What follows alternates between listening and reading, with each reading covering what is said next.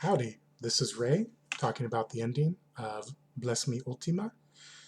The ending was pretty abrupt, it happens fast. I think we all kind of knew that Ultima was going to pass away at the end of this book based on conversations she had previously.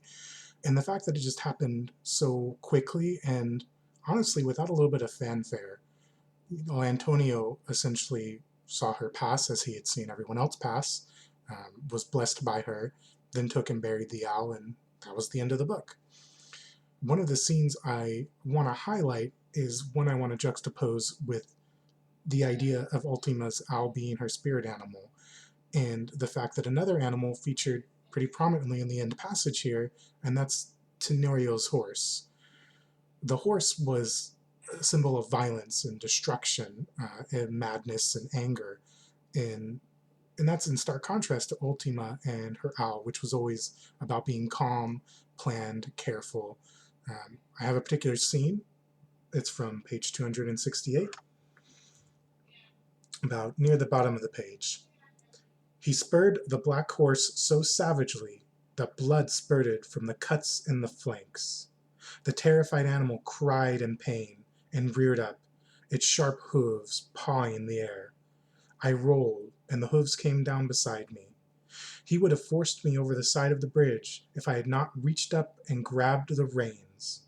The horse's jerk pulled me to my feet. I hit his nose as hard as I could, and when he turned, I hit the sensitive flank of the spurs, had cut open. He cried and bolted. Again, Tenerio comes from a place of anger and violence after Antonio.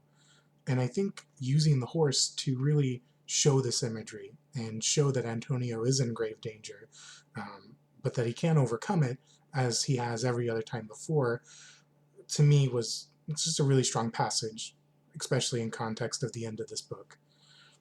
As far as the comments on the podcast, something was said there that really interested me.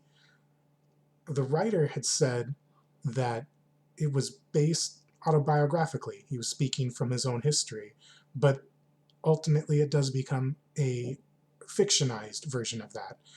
To me, that's interesting because that's where every writer comes from. Every writer only can tell the stories that they know. And seeing that change and that difference, I thought that was really interesting and cool.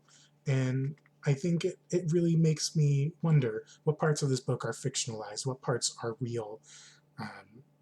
We often have said in the class that just because we don't believe in magic anymore doesn't mean it didn't exist or that it isn't real. And I think that's something that we all need to keep in mind.